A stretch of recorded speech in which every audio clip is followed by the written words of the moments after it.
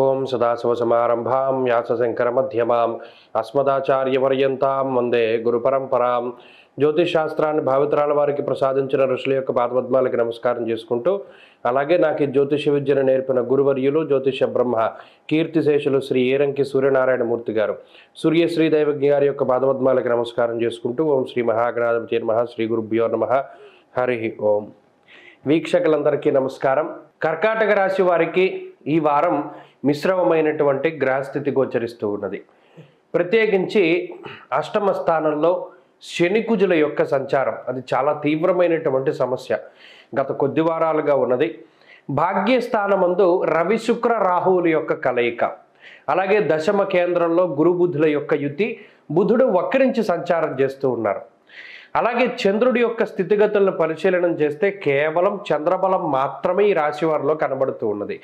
మిగతా గ్రహాలన్నీ ప్రతికూలమైనటువంటి స్థానాల్లో ఉండడం వల్ల అదృష్టం కొంత తక్కువగా ఉంటుంది. ప్రత్యేకించి అష్టమంలో కుజశనుల యొక్క కలయిక, నానా కార్య విరోధ స్యాత్ అన్నారు. అంటే ఏ పని తలపెట్టినా కూడా అది చాలా నెమ్మదిగా, మందకొడిగా, అసలు ఇది అవుతుందా అవ్వదా అనేటువంటి విధంగా ముందుకు సాగుతూ ఉంటుంది.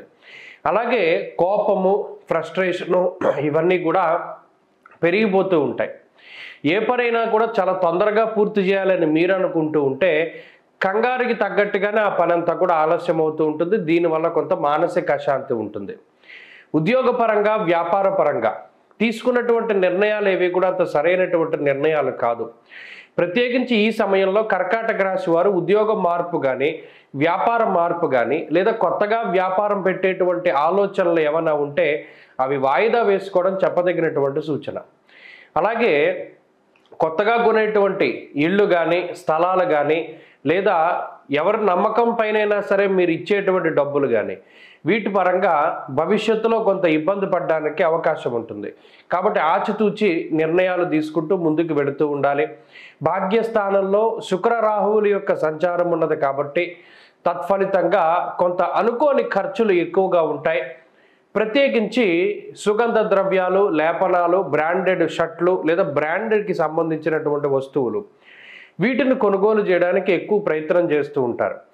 డబ్బున్నా లేకపోయినా అవసరమైతే అప్పు చేసైనా సరే కొన్ని రకాలైనటువంటి వస్తువులు, కార్లు, మరి ఏ ఇతరత్ర వాహనాలని కొనుగోలు చేయడానికి అవకాశం ఉంటుంది.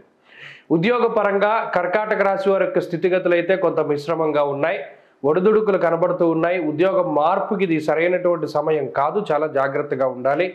వ్యాపార మార్పుకి లేదా వ్యాపారంలో చేసేటువంటి విస్తరణకి ఇది మంచి సమయం కాదు. సాధారణంగా ఆర్థికంగా ఇబ్బంది ఉండదు. విద్యార్థులకి గ్రహగతులు కొంత ప్రతికూలంగా ఉన్నాయి కాబట్టి గురువు యొక్క అనుగ్రహం అవసరం. స్త్రీలకు ప్రత్యేకించి ఈ గ్రహస్థితి కొంత ఆరోగ్యపరమైనటువంటి సమస్యలకి అవకాశాన్ని కల్పిస్తుంది. జాగ్రత్తగా ఉండాలి.